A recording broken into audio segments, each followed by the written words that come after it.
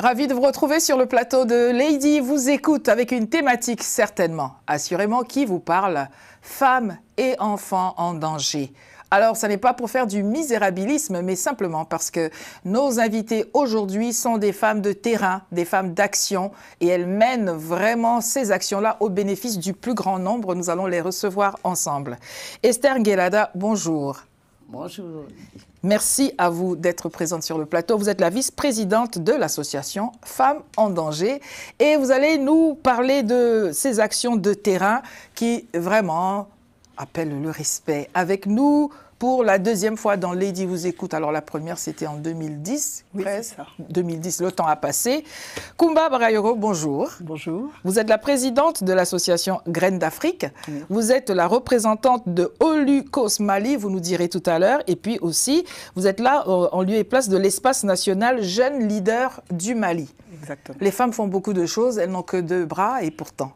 Merci donc à toutes les deux d'être là. Merci à vous pour votre fidélité à nos programmes qui nous regardez. Nous allons parler, alors on dit les femmes et les enfants d'abord. On va parler des femmes. On va vous donner la parole, mais vous avez bien sûr la latitude d'interagir. Vous êtes donc là en tant que vice-présidente de l'association Femmes en danger, Oui. République centrafricaine. Oui, donc l'association Femmes en danger a été créée en 2013 suite aux violences en Centrafrique sur les femmes et les enfants. Il y a eu plusieurs crises et c'est comme ça, Edwige Dandra, présidente fondatrice, avec un de ses amis avocats qui avait déjà vécu dans son pays en RDC, dans la région du Kivu, ont pu monter Femmes en danger dans le 19e à Paris. Bon, voilà, au moins pour la genèse. Et donc, ce qui a surtout retenu notre attention, c'est que vous avez ces actions en République centrafricaine, mais pas que. Les femmes ont le bras long. On revient dessus tout à l'heure. Je vous donne la parole, Kumba. Parlez-nous donc de vos multiples casquettes et surtout pourquoi. Voilà. Alors, tout d'abord, je vais présenter l'association Graines d'Afrique, qui est une association qui est française. Donc, nous œuvrons justement par rapport à l'éducation et dans le social également. Et ensuite, je travaille pour une ONG qui s'appelle Holocaust Mali. Donc, nous luttons contre les stupéfiants à travers des projets de développement. Et l'association ENJL, qui signifie Espace national des jeunes leaders du Mali. Donc, l'Espace national des jeunes leaders du Mali œuvre pour changer le Mali de demain. C'est-à-dire, il accompagne les jeunes, les nouvelles générations de jeunes engagés à évoluer dans tout ce qui touche l'éducation, le social, la citoyenneté. Voilà. Voilà qui est dit, vous l'avez entendu, elles sont vraiment très actives. Il y a bien évidemment quand même une cohérence à tout cela. Ça n'est pas qu'elles veuillent absolument tout faire et n'importe comment. Au contraire, je vous disais tout à l'heure, Esther, que vous êtes donc là au titre de cette association sur la République centrafricaine initialement. Et pourtant, vous avez étendu vos limites jusqu'au Kenya tout de même. Oui. Donc, les droits des femmes, les difficultés que les femmes rencontrent dans le monde ne se limitent pas localement. Donc, pour aider les femmes, la femme en danger est engagée dans la lutte contre toutes les formes de violence envers les femmes en France et partout dans le monde. C'est ça qui m'a emmenée au Kenya. Pourquoi le Kenya ? J'étais en vacances au Kenya, j'avais vu des femmes dans les champs, la façon qu'elles travaillaient et tout. Ça m'a touchée et quand je suis revenue, j'ai commencé à faire des recherches et je me suis intéressée à ces femmes-là. Je dis, pour approfondir, il faut aller sur place. J'aimerais bien qu'on puisse regarder en vidéo déjà ce qui se passe au Kenya, une de vos actions. Merci aussi à Moustapha Kanté qui réalise cette émission de nous emmener donc en voyage au Kenya, voir ce qui se fait sur le terrain. Attachez vos ceintures, on regarde ceci ensemble. Clean water is life. Here in Kibera, we used to face a lot of challenges just to get water. As a mother, I spent much time and money to just get water, and sometimes it was not even safe. Thanks to K-COP and FED, we can now access clean water right here in the community. This project has saved us time, improved hygiene in our homes, and brought back our dignity. Truly, it is changing lives. One drop at a time. Cela est dit avec beaucoup de poésie, une goutte d'eau à la fois et la vie est bien meilleure. Cela vous suscite certainement une réaction, Kumba. Bon, je suis déjà dans le domaine, donc je sais comment ça se passe sur le terrain. Donc en tout cas, je félicite Madame Esther pour ce magnifique travail qu'elle mène sur le terrain. Comment fait-on pour porter de l'eau jusqu'à un endroit sur lequel on n'est pourtant pas basé, si j'arrive à le dire? Comment ça s'est articulé? Racontez-nous. Oui, donc comme j'ai fait des recherches sur Internet, j'ai contacté plusieurs ONG et c'était plus facile pour nous d'aller rencontrer Keikouk Organisation parce qu'on pouvait faire du bénévolat à partir d'ici. Donc on s'est inscrit en mars 2025 dans le cadre d'un bénévolat dans le centre Keikouk Children's Center à Kibera. C'est un bidonville juste à côté de Nairobi qui compte environ 8 millions d'habitants. Est-ce que ça vous parle que vous ayez, vous, étant très loin du Kenya, à devoir mener des actions là-bas, alors qu'il y a certainement des organismes et même des associations sur place qui initient autant de choses? Quand on est arrivé à Keikouk Center, donc on a posé des questions pour savoir s'il y avait des associations qui intervenaient déjà sur ce secteur-là. C'est tellement grand, Kibera. Donc sur le secteur là où on intervient, il n'y a pas d'association. Personne n'est jamais venu les voir. Donc c'était libre d'intervenir même si on était à l'étranger.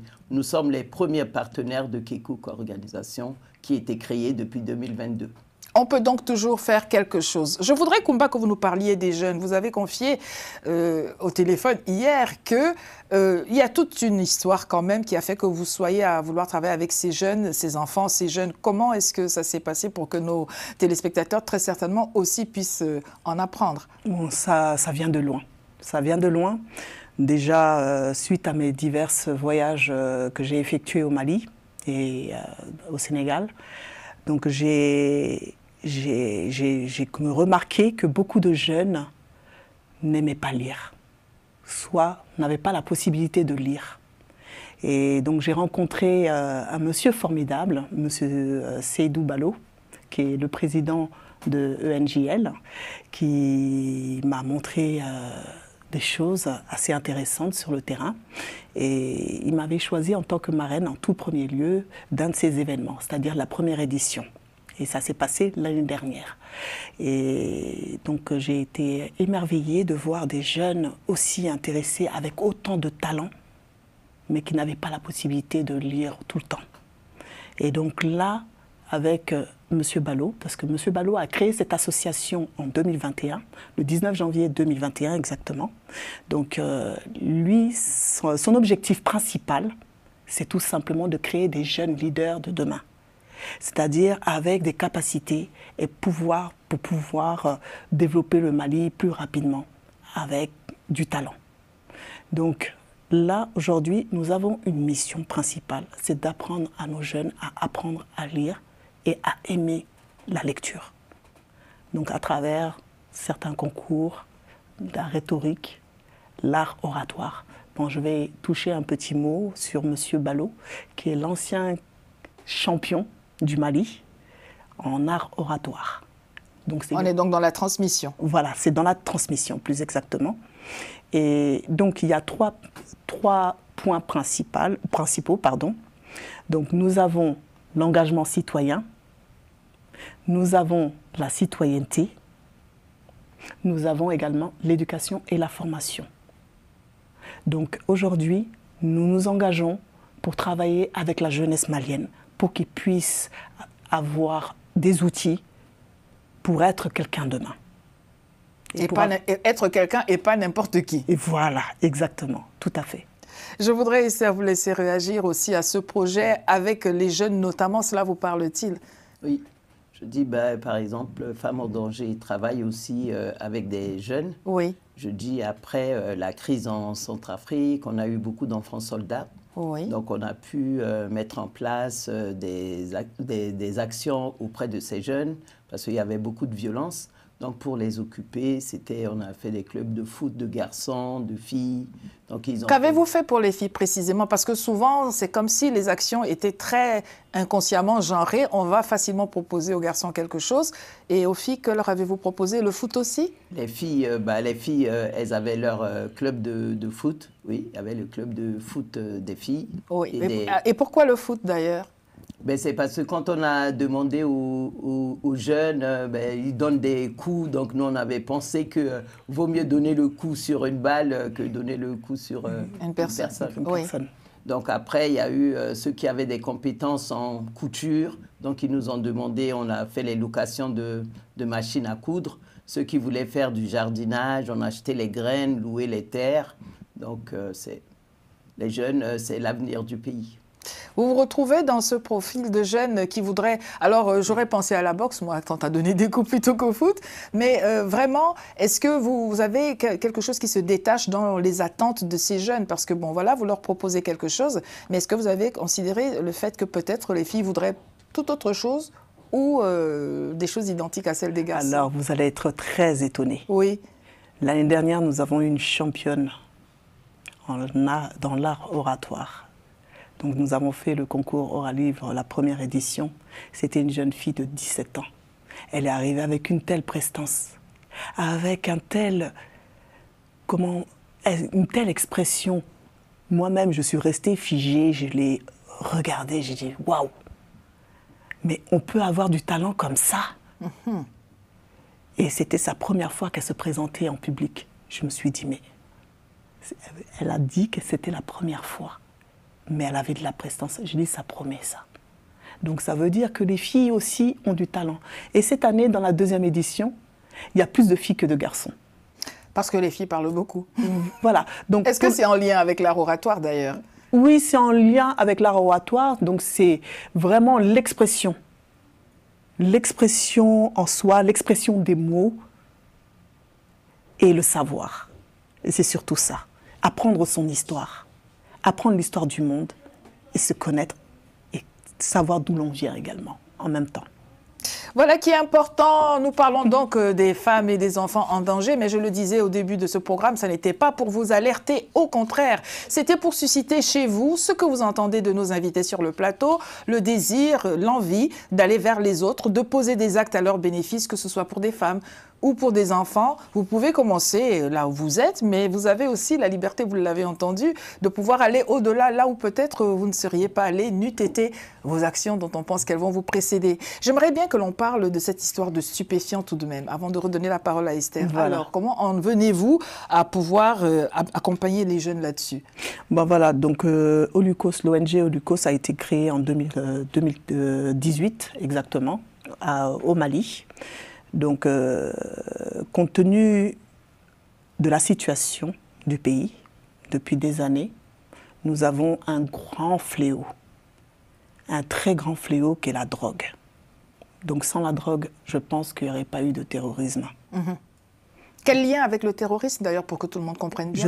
Voilà. Donc, il y a des contrebandes, il y a du trafic.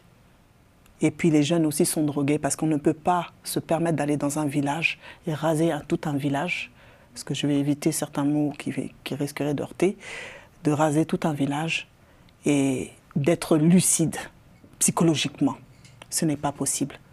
Parce que tous ces jeunes-là il y en a certains qu'on trouve vraiment des très jeunes, 14 ans, 15 ans, 17 ans. Donc ils n'étaient pas eux-mêmes. Ils étaient sous l'emprise d'amphétamines, de drogue, et j'en passe. Des produits qu'ils n'ont pas pu trouver par eux-mêmes? Voilà, des produits qu'ils n'ont pas pu trouver par eux-mêmes. Oui. Et derrière encore, dans les villes, parce qu'il y a, comme vous le savez déjà, en Afrique, nous avons aussi la pauvreté. Nous avons un fléau qui s'appelle la pauvreté. La pauvreté pousse certains jeunes désœuvrés à se droguer, à vendre de la drogue pour pouvoir avancer, pour pouvoir se nourrir, pour pouvoir s'habiller, pour pouvoir payer ce qu'ils veulent. Donc là, aujourd'hui, Olukos, c'est-à-dire depuis un moment, il est sur le terrain. Olukos a décidé de se lancer dans ce combat. Pourquoi? Donc à travers, et comment? Donc c'est-à-dire à travers les œuvres, c'est-à-dire des actions humanitaires dans les villages, dans les écoles, dans les familles également. Et nous travaillons également avec différentes structures, telles que l'Office central des stupéfiants, le gouvernement malien lui-même, parce que l'UCOS fait partie de la commission de la lutte contre les stupéfiants du ministère de la Jeunesse et des Sports. Et donc derrière, nous menons un véritable combat. Nous essayons de changer les choses, nous essayons de changer les mentalités. Comment faites-vous pour les faire décrocher de cette addiction? Parce que ce n'est pas un petit sujet. Alors, nous avons des formations, donc ce n'est pas facile, parce qu'il y a des centres de désintoxication également, donc, qui ont été mis en place. Nous avons aussi des professionnels qui nous accompagnent, des psychologues, des thérapeutes. Nous avons aussi des spécialistes des stupéfiants aussi, parce que j'ai même oublié le nom. Comment on les appelle déjà? Bref. Des addictologues? Voilà, des addictologues. Oui. Voilà. Donc nous travaillons avec ces gens-là parce qu'il y a des jeunes aujourd'hui qui ont eu le courage, parce que nous avons mis en place un numéro de téléphone sur lequel ils nous contactent, donc ceux qui veulent décrocher. Donc nous leur permettons d'avoir une formation, de se valoriser et également de se préparer pour les entretiens d'embauche et de les aider à trouver du travail. Dans la réinsertion. Donc. Voilà, de la réinsertion. Si vous vous souvenez du numéro de téléphone, vous voudrez bien le dire tout à l'heure, si vous vous en souvenez. Si je m'en souviens. Vous avez à votre actif, Esther Ngelada, un événement. On avait 2 affiches, une pour le livre, mais une autre encore avec cette femme qui porte de l'eau, je pense bien. Oui. Qu'est-ce qu'il s'agit, de quoi s'agit-il plutôt dans cette rencontre qui va se tenir donc? Donc le 22 novembre de 18h à 22h à la Maison des Associations du 19e, oui, dans le cadre du Festival de Solidarité Internationale. Donc on va faire une projection photo et vidéo, c'est intitulé Regard sur Kibera, pour montrer notre travail à l'international. On voit à l'affiche 4 € par mois et avec 4 € par mois, qu'est-ce qu'on peut faire? Avec 4 € par mois, on peut soutenir une famille tous les jours, 10 litres d'eau pendant 1 mois. Ça n'est pas rien. D'ailleurs, on nous dit que l'eau, c'est la vie. Et quand il n'y a pas d'eau, les conditions sont très difficiles. Oui. C'est vrai, quand on dit 4 € par mois, il y a des gens qui disent oui, mais c'est rien. Pour nous, c'est rien, mais pour eux, c'est vital. Ça change tout. Qu'est-ce que vous avez rencontré sur le terrain comme difficulté pour mener ces actions? Parce que là, on voit les vidéos, on voit les photos, on se dit c'est merveilleux. Mais est-ce que c'est un parcours évident ou est-ce que vous êtes quand même confronté à des difficultés? Déjà, nous, on est francophone. Le Kenya, c'est anglophone. Voilà, c'est la première difficulté, la barrière de la langue. Oui. Et après aussi, aller dans un pays étranger que vous ne maîtrisez pas. Quand on a demandé à rencontrer, par exemple, les femmes, et qu'il n'y a jamais eu d'association qui était venue les rencontrer, donc ils se demandaient... Qu'est-ce que vous leur voulez? Des étrangers, oui, ils viennent, qu'est-ce qu'elles veulent? Elles parlent français. Donc, oui, donc le jour de la rencontre, vraiment, elles étaient fermées quand on a vu le visage du wow. Et qu'est-ce qui a décanté la situation? Et donc, on s'est présenté, donc on a parlé de l'association, on a parlé de notre expertise en Centrafrique, sur l'autonomisation des femmes, oui, que c'est vrai que nous, on est venus vous rencontrer, même si on est de Centrafrique, on vit en France, on atterrit à Kibera, mais le problème de femmes, c'est tout ce que vous vivez ici, les autres femmes rencontrent aussi partout dans le monde, et c'est l'engagement de femmes en danger. Oui. Donc on leur a dit que nous, on ne ramenait pas d'argent dans notre sac, mais on avait des conseils, on avait des propositions, des suggestions à leur faire. Et les visages ont commencé à se détendre un peu. Et finalement, ils ont commencé à rigoler. Ça s'est très bien passé. Et tout de suite, elles ont adhéré au projet. Et 2-3 jours après, elles ont commencé leur première réunion. Et on a mis une cantine en place en 10 jours. Ah, quand même. Vous êtes resté combien de temps 10 jours. Place? Bien. Des réactions, Madame Koumba? Bravo. Mais c'est pas simple. Hein. Oui, c'est pas simple. C'est pas du tout simple. Donc, je sais ce que c'est. D'arriver sur un terrain en tant que francophone et se faire comprendre, c'est pas facile. Et se faire accepter. Sachant que sur le terrain même, parce que je pense que même en République centrafricaine, ça n'est pas parce que c'est forcément votre pays que tout va forcément bien se passer. Il y a parfois des suspicions, on se dit, qu'est-ce qu'ils veulent faire avec nous? En Centrafrique, c'est vrai qu'il y a eu des difficultés. Et quand on vient de la diaspora, aller traiter le problème de violence contre les femmes, je dis c'est pas si évident que ça en Afrique. Parce que souvent, les problèmes de violence se règlent en famille. Donc, accompagner une femme pour aller porter plainte, mettre les femmes à l'abri, ce n'est pas aussi dans les mœurs des personnes sur place. Donc aussi, Femmes en danger a pris plus une autre piste de l'autonomisation des femmes, responsabiliser les femmes, aider les femmes à plus prendre confiance en elles pour pouvoir financièrement faire des activités génératrices de revenus et être plus autonomes et se défendre.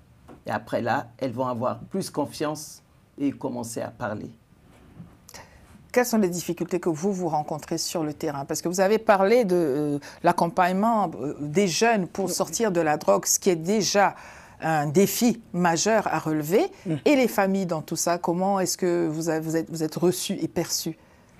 En tout premier lieu, comme la drogue est un sujet tabou au Mali. Oui. Donc, nous avons rencontré des difficultés parce que nous avons eu des familles fermées qui n'osent pas parler de ce sujet-là. Nous avons quand même eu des mamans courageuses qui nous ont amené leurs enfants à nos bureaux et pour demander de l'aide, pour changer justement leur quotidien. Et la difficulté qu'on rencontre aussi, c'est au niveau des financements et de l'accompagnement. Oui, bien sûr. Parce qu'il faut des moyens. Et il faut des moyens, même des deux côtés, que ce soit pour ENJL ou Olicos, ce sont les deux côtés. Et aujourd'hui, comme vous connaissez le contexte actuel du pays, ce n'est pas simple. C'est vrai que là, aujourd'hui, le président de la République est sorti à demander à ce qu'on se mobilise pour lutter contre les stupéfiants parce qu'il avait remarqué qu'il y avait un véritable fléau. Il avait demandé à toutes les organisations, à toutes les associations de travailler sur ce projet-là. Et donc, au fur et à mesure, c'est pourquoi il a créé la commission de lutte contre les stupéfiants. Donc, on a pu intégrer. Et petit à petit, tout ne se fait pas d'un coup, non, parce que par faute de moyens. Oui. Mais au fur et à mesure, on commence à avoir des partenariats, à avoir des financements. Donc, nous avons pu signer un partenariat avec l'UNICEF, avec la CENAP, dont le gouvernement malien également. Donc nous avons aussi d'autres structures encore qui nous accompagnent. Et donc nous avons quand même eu quelques petits financements derrière, mais ça ne suffit pas. Ça ne suffit pas parce qu'il faut désintoxiquer, il faut des traitements, il faut les moyens aussi pour propulser ces jeunes-là parce qu'il y en a qui sont dans les rues, on n'a pas les moyens de les loger. Mais malheureusement, on est en train de s'organiser sur ça, d'essayer de trouver des solutions par rapport à l'hébergement de ces jeunes-là. Mais quand on n'a pas les moyens, on ne sait pas quoi faire. Alors, on va parler des moyens. Comment faites-vous et l'une et l'autre avec vos structures respectives pour pouvoir, vous avez parlé de subventions, de financement, mais c'est peut-être aussi le grand défi de toutes les associations. Vous êtes là devant votre écran, vous entendez ce que nous disent nos invités et certainement vous vous reconnaissez parce que certainement vous faites vous aussi des choses. Alors, les moyens, quelles sont les pistes si cela peut aider ceux qui nous regardent? Mais pour l'association Femmes en danger, politique de financement se concentre autour de plusieurs piliers. Parce que comme ce n'est pas facile d'avoir les financements, nous on s'est basé sur la solidarité. Solidarité entre amis, entre familles, les collègues, les cotisations. On a fait beaucoup de sensibilisation parce que les personnes qui sont déjà vulnérables, qui n'ont pas assez des moyens, aller leur demander de s'auto-financer. Donc, c'est compliqué, mais on a réussi quand même avec des cotisations de 500 francs CFA par mois. Les dames arrivent, c'est avec ces cotisations-là qu'on arrive à faire le fonctionnement de l'association. Parce que pour les membres qui sont à la capitale, là, vous parlez de ce qui se passe à Bangui, donc. Oui. Donc, pour aller suivre les projets à 55 km de Bangui, il faut payer le transport. Bien sûr, oui. Donc, il n'y a pas de financement par rapport à ces transports-là. C'est les cotisations des adhérences qui payent tout le fonctionnement de l'association.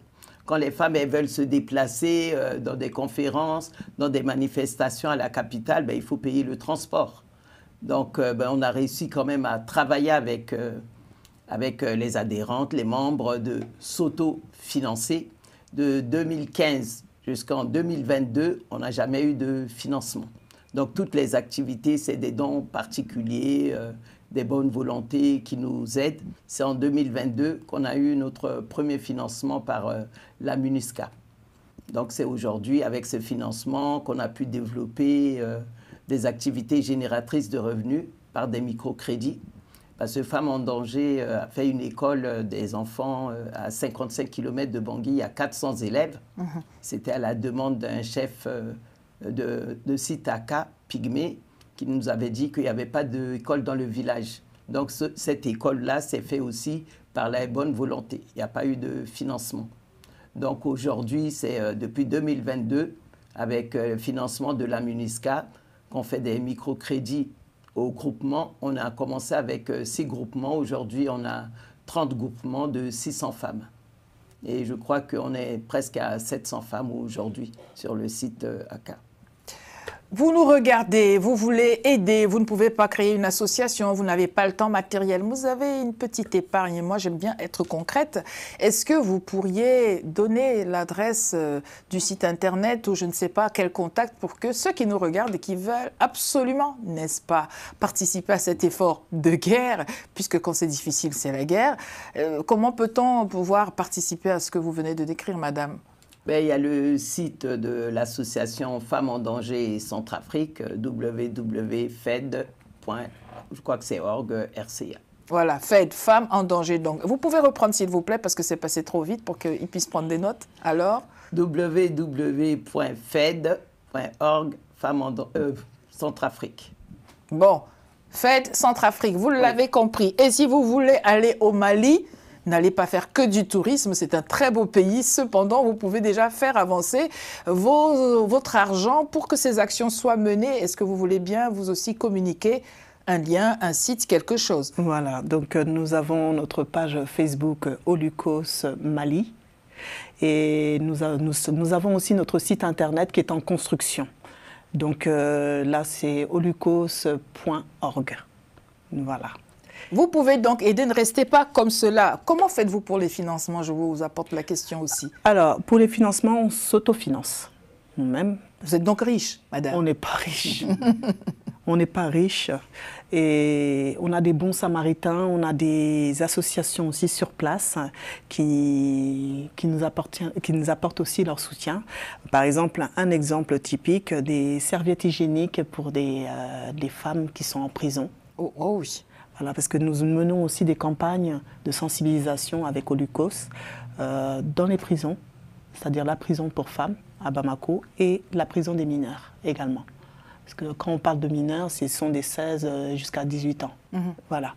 Et derrière, donc, nous avons des bons samaritains aussi qui mettent la main à la poche, qui nous accompagnent, que ce soit du don matériel ou financier. Donc voilà. Pour ENJL, donc, ce sont nos propres cotisations. Ce sont nos propres cotisations, on s'autofinance. Et surtout, le président met la main à la poche aussi. Donc, personne ne va vous aider si le président vous aide déjà. On va dire, elle est bien riche, elle a des entrées. Non, on n'a pas de... C'est pas madame, en son nom propre, c'est l'association. Ne perdez pas de vue les actions qui sont menées et les bénéficiaires surtout. Exactement. Donc, nous avons vraiment des gens, des bonnes personnes, parce qu'on connaît le contexte actuel du pays. Oui.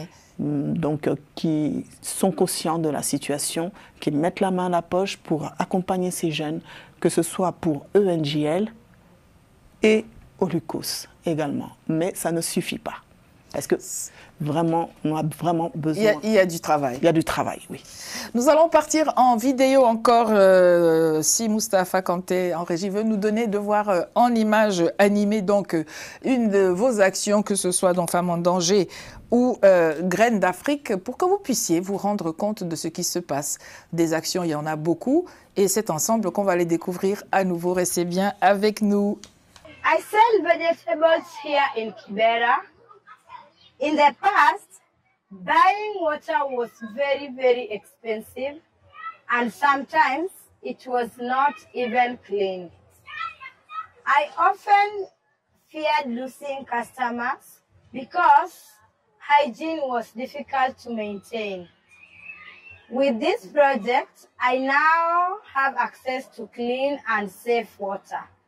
I can keep my stall clean and grow my business. Thank you, Keiko and Fed. Elle a dit thank you, Keiko, and Fed. Thank you, Fed. Alors, oui, c'était écrit, c'était traduit, mais quand même un commentaire là-dessus, sur cette action. Que nous dit-elle? Oui, je dis, quand je vois quand même cette jeune fille qui fait son petit commerce de légumes, qui avait du mal à avoir de l'eau propre et qui perdait les clients, aujourd'hui, grâce à l'eau potable, elle peut développer son business parce que les légumes sont lavés avec de l'eau propre. Voilà, de l'eau potable et comme ça, son activité peut avancer. Si vous aviez une baguette magique aujourd'hui, qu'auriez-vous envie de faire, combat que vous ne faites déjà d'ailleurs? Qu'auriez-vous envie de faire? Ce que j'ai envie de faire, c'est d'effacer clairement, définitivement, tous ces conflits. Vous serrez les dents quand vous Et le dites, on sent que c'est le cœur qui parle. Et la pauvreté. Voilà. Ce sont les conflits qui amènent la pauvreté. Voilà. Et la corruption surtout. Effacer tout ça. Quelles sont les attentes de ces publics qui bénéficient des actions de votre association? Qu'attendent les femmes? Que voudraient-elles faire? À quoi aspirent-elles? Les femmes aujourd'hui, elles souhaitent changer leur lendemain. Elles souhaitent au moins avoir un minimum pour vivre. Et souhaitent changer totalement leur quotidien. C'est surtout ça. Et donc elles comptent beaucoup sur nous. Elles souhaitent que leurs enfants aussi soient les meilleurs, qu'ils aient un meilleur avenir. Et c'est tout simplement ça. Que veulent les jeunes? À quoi aspirent-ils? Les jeunes, il y en a beaucoup qui ont beaucoup de rêves. Ils ont tellement de rêves. Il y en a qui souhaitent devenir représentants à l'ONU.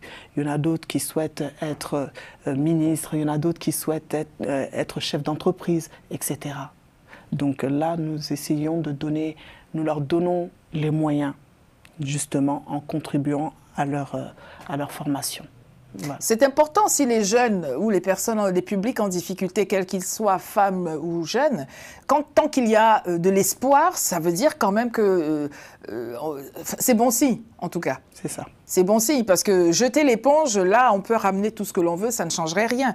Quelles sont les attentes de vos publics? Qu'est-ce qu'elles voudraient faire? Parce que c'est bien de recevoir ce que vous apportez sur place, mais est-ce que dans vos échanges, vous arrivez à discerner quand même ce supplément d'âme qu'elles voudraient avoir? Aujourd'hui, avec l'accompagnement de femmes en danger en Centrafrique, il y a eu beaucoup d'évolutions au niveau de la mentalité. Parce qu'on intervient beaucoup auprès des populations ACA. C'est des pygmées qui sont encore rejetés, encore discriminés. Donc, ils commencent à faire des témoignages que, grâce à l'accompagnement de femmes en danger, ils se sentent vraiment centrafricains. Et qu'aujourd'hui, ils commencent, avant, c'était l'association qui proposait les projets. Maintenant, ils sont capables d'évaluer leurs propres besoins et nous soumettre des projets. Par exemple, il y a un chef pygmée qui avait participé avec le groupement pour faire l'élevage de porcs. Et comme il avait bien travaillé, on l'a récompensé personnellement. Et dans le village, il y a eu beaucoup de décès par rapport à l'accouchement, parce qu'il n'y a pas de centre de santé à côté. Donc les dames accouchent à la maison. Donc il a réfléchi, il a dit qu'il fallait trouver une solution, trouver un moyen de déplacement. Il a acheté une moto, et il a dit plus jamais une femme va accoucher à la maison. Maintenant, c'est sa moto qui ramène les dames. Qui sert d'ambulance. Au centre de santé. Et comme les villages ACA sont dispersés et parfois c'est loin d'aller à pied, ils peuvent aussi rendre visite aux autres familles grâce à cette moto. Or que tout seul, il n'aurait pas eu l'idée de faire quelque chose, mais cet accompagnement-là les a fait grandir aussi. Et là, maintenant, il y a des jeunes qui regardaient les projets de loin. Donc, les jeunes ont commencé à s'approcher de l'association. Donc, là, dernièrement, ils ont commencé à demander à faire l'agriculture par rapport à la sécurité alimentaire. Donc, là, il y a des plantations de manioc, de patates douces et une maison, un bananier qu'on avait commencé. Maintenant, ça s'est élargi. Ils ont commencé à faire des champs de bananiers. Donc ça, c'est leur demande, les jeunes. Or qu'avant, ils avaient pensé que c'était que pour les adultes. Et maintenant, c'est les jeunes qui commencent à à venir vers Femmes en danger et à proposer des choses, à demander de l'accompagnement. Un certain Nelson Mandela disait « faire pour les gens sans les gens, c'est faire contre eux ». Et donc là, dans cette démarche participative, on voit bien qu'il y a une volonté déjà de ne pas s'arrêter au nom de l'association, parce que quand on est jeune et qu'on voit l'association Femmes en danger, on peut se dire « c'est pas pour nous ». Mais ce qui est bon pour les femmes, ne dit-on pas les femmes et les enfants d'abord. Je sens que vous avez envie d'aller, vous aussi, en République centrafricaine bientôt, parce que mon petit doigt me dit qu'on va sortir de ce studio bras dessus, bras dessous, mesdames, chacune allant visiter le terrain des autres. Est-ce que je me trompe? Non, vous ne vous trompez pas du tout. Là, vraiment, c'est mon combat d'autonomisation des femmes, le changement de la vie des jeunes. Et vraiment, c'est un combat noble. Donc, c'est vraiment à soutenir et à accompagner. Que vous disent vos diasporas respectives? Vous vivez en France, vous menez des actions dans le pays d'origine, mais vos compatriotes qui sont ici, en France, est-ce que vous réussissez vraiment à les enrôler dans ces actions de bienfaisance, dans cette participation financière? Et si oui, comment faites-vous d'ailleurs pour les convaincre? Bon, pour la participation financière, c'est pas encore gagné. Qu'est-ce qu'ils vous disent? Il y a encore d'autres réalités. Pour l'instant, rien, parce que je viens d'arriver. Je viens de revenir il n'y a pas très longtemps. Après 2 mois de terrain, 2 mois d'action sur le terrain. Là, la diaspora, pour le moment, donc elle est un peu timide, mais il faut mener des actions. Parce que d'ailleurs, j'ai un événement à organiser c'est-à-dire en 2026, plus exactement, vers le mois de juin. Donc je souhaite organiser le concours de lecture et d'art oratoire à l'UNESCO très prochainement, si je réussis à avoir la salle, bien entendu. Donc je souhaite organiser cet événement pour les jeunes Africains de France. Alors, la caméra est juste en face de vous. Est-ce que vous voulez lancer cet appel à votre diaspora? Voilà. Même dans la langue qu'il faut. Allez-y, mais vraiment, il faut qu'ils le sachent. C'est à vous. Je vais parler en français parce qu'il y en a beaucoup qui ne vont pas comprendre le bambara, donc je vais aller... Vous pouvez faire les deux. Allez, en bambara. On va voyager, là. On y va, en bambara. Bon, en bambara. Donc, Aunitle. Donc, Netore Kumabraero. Donc, Mba fait Anka miri, anka essayer, anka nyon deme, ninkebari kola, c'est-à-dire ONG nun kola, aninka association ONG kola, parce que net c'est bamananka na kosobe. Bon, on va faire anka auka deme, donc voilà. Et sinon, je vais dire en français, c'est plus clair parce que mon bambara n'est pas très clair, comme je l'aurais expliqué. Votre bambara n'est pas pire que le mien, c'est ça, voilà. Pour vous rassurer. Voilà. Mais c'est important parce que la diaspora, elle est nombreuse ici et leur parler, leur adresser ce message dans la langue qui est la leur, est-ce que vous pensez que c'est juste une figure de style ou est-ce que cela a son sens? Donc, c'est plutôt une figure de style. Pensez-vous? Moi, je pense. Si vous voulez toucher la poche de quelqu'un, il faut toucher son cœur avant quand même. Ben oui, son cœur aussi, il y a une figure de style, il y a le cœur aussi, tout va avec. Vous avez parlé d'art oratoire, c'était pour cela. Voilà, c'est ça. Exactement. Donc en français, dites-leur à la... Bon, en français, donc je lance un appel solennel à toute la communauté malienne, à toutes les communautés africaines qui se trouvent sur le territoire français. Donc là, actuellement, nous avons besoin de soutien au maximum, que ce soit pour l'association ENJL et l'ONG Holocaust qui lutte contre les stupéfiants. Donc, nous avons vraiment besoin de soutien. Donc, on compte beaucoup sur vous. Merci. On va partir dire la même chose. La diaspora centrafricaine est-elle nombreuse en France? Vous les avez vraiment identifiés? Est-ce qu'ils sont partie prenante de vos actions ou est-ce que chacun vit sa petite vie? Mais chacun vit sa petite vie. Après, bon, il y a des personnes quand même qui font des actions envers femmes en danger. Et il y a d'autres, certains compatriotes, souvent qui nous sollicitent par rapport à leur famille ou pays. Donc, on leur demande, ils adhèrent à Femmes en danger Centrafrique. Et vous vous servez de trait d'union? On s'occupe de leur famille et on les fait intégrer à l'association à Bangui. Ce qui est quand même bien parce que c'est une manière concrète d'apporter de l'aide à ceux qui sont restés au pays plutôt que d'envoyer toujours de l'argent dont on ne sait pas forcément l'usage après. C'est cette manière d'envoyer l'argent et que, comme vous venez de dire, qu'on a envie de briser un peu, de faire un vrai accompagnement local en Centrafrique auprès des familles pour prendre un peu d'autonomie et que la personne qui vit en diaspora peut aussi souffler deux fois. C'est en sango que vous allez lancer le message? C'est une question. Tous les Centrafricains, ils parlent français, donc ils ont bien compris un peu d'exotisme sur notre plateau. À la soirée, il y a que femmes en danger, bureau de loi, OFCA, lycée Boganda.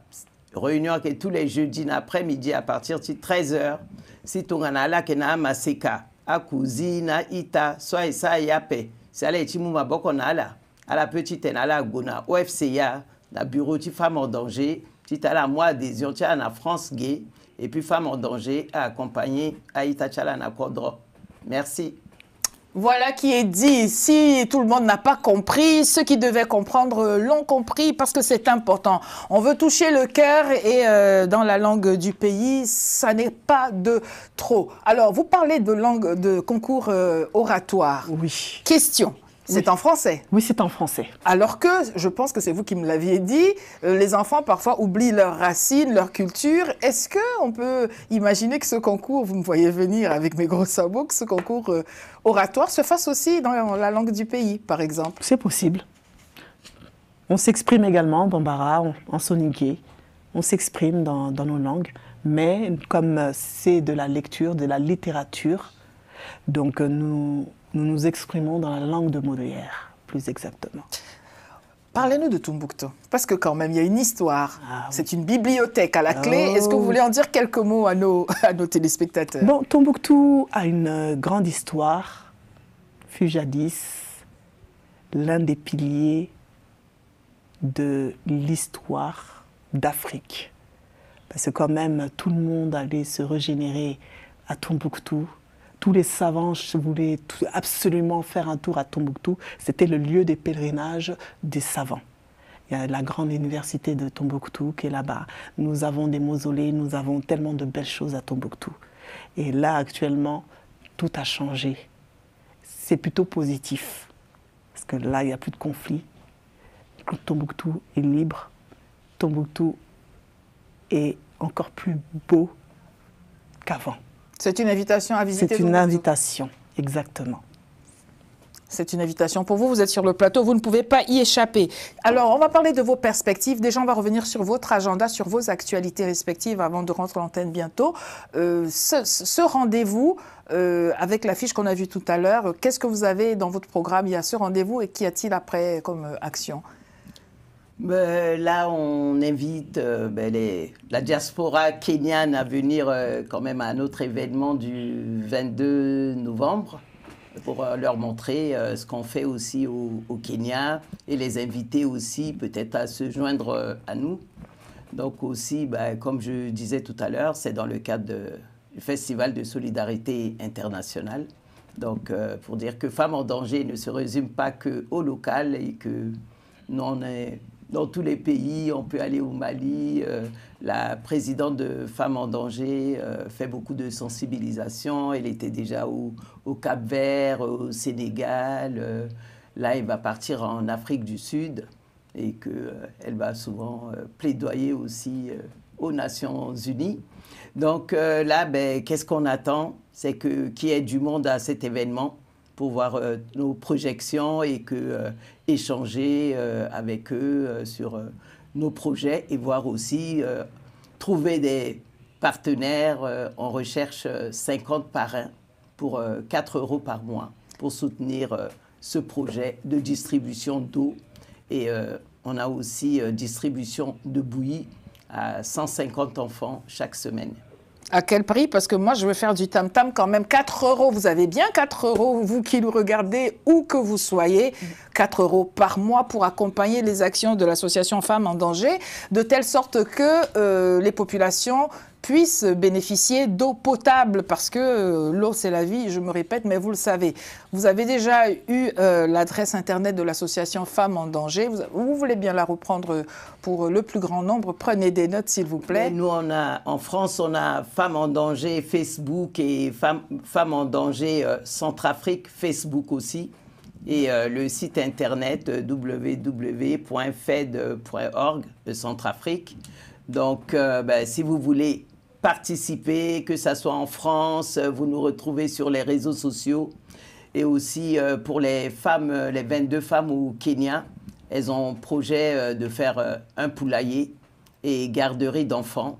Donc, il faut qu'on trouve des financements et que ce n'est pas avec les petits financements privés qu'on va pouvoir aider ces personnes. Et aussi les 50 familles qu'on aide, s'il y a plus de monde qui nous donnait les 4 €, on pourrait aussi multiplier les nombres de bénéficiaires. Aujourd'hui, on est à 200 personnes, 50 bénéficiaires plus ayant droit. Donc, comme je disais tout à l'heure, à Kibera, il y a 8 millions. Donc, si on a plus de parrains, plus de familles aidées. Tout cela est clair. Vous voulez transformer le continent africain. Maintenant, vous savez comment très concrètement vous pouvez le faire. 4 € seulement par mois. Et là, vous allez pouvoir travailler aux côtés de l'association Femmes en danger, bien sûr. Alors, s'il faut mettre une somme pour quoi faire, que dire à nos amis téléspectateurs? Avec combien d'euros peut-on faire quelle action dans le cadre de ce que vous menez? Si chaque personne mettait 2 € sur la table pour accompagner ces jeunes, ils mettraient vraiment un arc-en-ciel dans leur vie. Juste 2 €, uniquement 2 €. On va rappeler le contact de l'association. Alors, le contact de l'association, nous avons la première association qui est l'organisation Olucos Mali, qui est sur Facebook. Donc, vous pouvez le trouver facilement. Donc, vous allez trouver beaucoup d'actions de cette ONG. Vous avez également l'association ENJL, Espace National Jeunes Leaders du Mali. Donc vous avez également sa page Facebook. Voilà. Donc vous pouvez nous contacter à tout moment.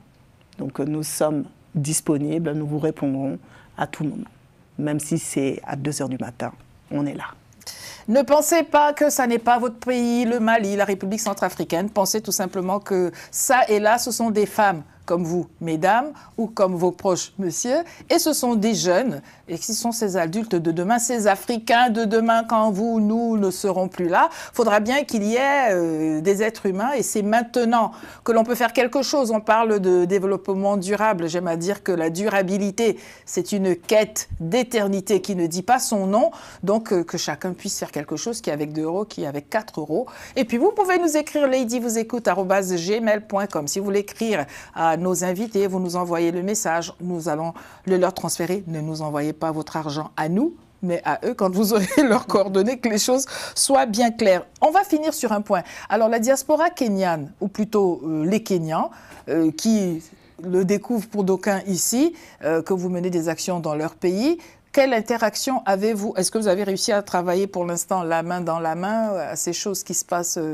sur leur territoire?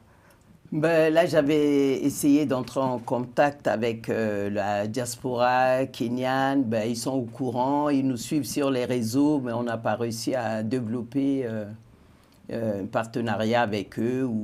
Pas encore. Pas encore. Donc, mais sinon, on les attend le 22 à la Maison des associations du 19e. Le rendez-vous est pris. Nous allons donc aller vers votre mot de la fin chacune. Que voulez-vous ne pas manquer de dire, Kumba, avant de partir? Bon, l'espoir, c'est la jeunesse. L'espoir du monde, c'est la jeunesse. Donc tant que cette jeunesse sera meurtrie, nous risquerons de détruire notre planète. Et aujourd'hui, moi, j'alerte tout le monde, surtout les Africains. Nous avons juste une seule Afrique. Je ne parle pas seulement du Mali. Nous avons une seule Afrique. Et personne ne pourra nous faire notre Afrique. C'est à nous de le faire et à aider et accompagner notre jeunesse parce que nous allons partir. Nous n'allons pas rester éternellement sur cette planète. Donc les futures générations ont besoin de nous. Donc mettez-vous au travail. Un mot chacune pour rendre l'antenne sur la question justement de partir. Parce que ce qui se passe, vous le savez si bien, chacun sur le continent voudrait partir. C'est légitime. Mais dans quelles conditions? Est-ce que vous voulez lancer un appel? Parce que certainement vous êtes confrontés à des jeunes qui voudraient aller ailleurs dans la quête d'une vie meilleure. Alors la première chose, le conseil que je donnerais, parce que j'ai tenté moi-même l'expérience. Dites-nous cela en 2 phrases. Voilà. Où vouliez-vous aller et comment avez-vous fait? Je voulais aller au Mali. Oui. Donc si on n'a pas les reins solides, on risquerait de se casser la figure. D'accord, vous vouliez partir dans l'autre sens, pas partir du Mali. Non, dans l'autre sens. Je veux rentrer au Mali. Et qu'est-ce qui est difficile? Des moyens. Pour y aller ou pour y rester? Il faut avoir vraiment une bonne assise. Les moyens. Et pour y aller et s'installer. Si vous voulez aider une Malienne à retourner au Mali et s'y installer, vous savez ce qu'il faut faire. Vous leur écrivez et nous transmettrons ladyvousécoute@gmail.com. C'est vous qui avez le mot de la fin, Esther, sur cette question d'immigration des jeunes. Est-ce que vous êtes confronté à cela sur le terrain ou pas? Est-ce que les femmes que vous accompagnez voudraient partir ailleurs, trouver de lendemain meilleur? Nous ne sommes pas confrontés à ce problème-là, mais c'est vrai que c'est dans tous les pays qu'on voit les enfants qui prennent la mer pour sortir du pays et qu'après on voit tout ce qui arrive, les bateaux qui tombent dans l'eau, qu'il y a beaucoup de morts. Je pense qu'il faut vraiment qu'on les aide sur place à avoir des activités pour améliorer leur quotidien, pour éviter qu'ils prennent le large. Merci à toutes les deux d'être venues nous parler de ce que vous faites. Merci, amis téléspectateurs, pour votre fidélité à nos programmes. Nous pensons vraiment, nous l'espérons de tout cœur, que nous avons pu susciter en vous le désir de participer à ces actions qui vous ont été présentées, 2 €, 4 €. Écrivez à ces associations et faites ce que vous pouvez avec vous. Le continent sera bien meilleur. Merci d'avoir été avec nous. À la prochaine.